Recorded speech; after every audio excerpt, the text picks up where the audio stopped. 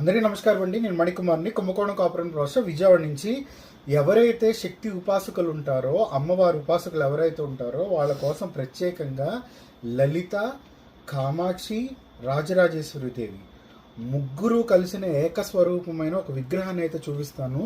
చాలా చాలా స్పెషల్గా ఉంటుంది. అలాగే మనకి ఒక 10 to 11 ఇంచెస్ వస్తుంది అనమాట అమ్మవారి విగ్రహం. ఇంకా డైలీ నిత్య ఉపాసనకి, దేవి ఉపాసకులకి, సో వాళ్ళ కోసం ప్రత్యేకమైన విగ్రహ కలెక్షన్.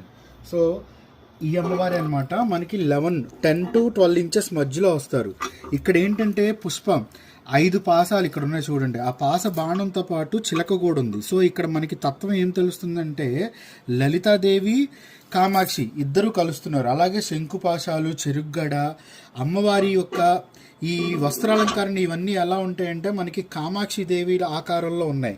కానీ ముఖం కానీ ఆ కంఠహారాలు, ఈ శరీర ఆకృతి వచ్చేటప్పటికి ఎలా ఉంటుందంటే మనకి లలితాదేవి లాగా ఉంటుంది.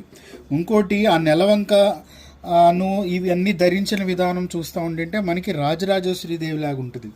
సో 3 రూపాలుగా ఉంటుంది. అసలు యాక్చువల్గా ముగ్గురు అమ్మలు కూడా ఏకస్వరూపంగా, ఎవరికి భేదాలు లేవన్నమాట. రాజరాజేశ్వరి దేవి, లలితాదేవి, అలాగే కామాక్షి దేవి ముగ్గురు ఏకస్వరూపులే. సో ఆ ఏకస్వరూప తత్వమే విగ్రహం అనమాట.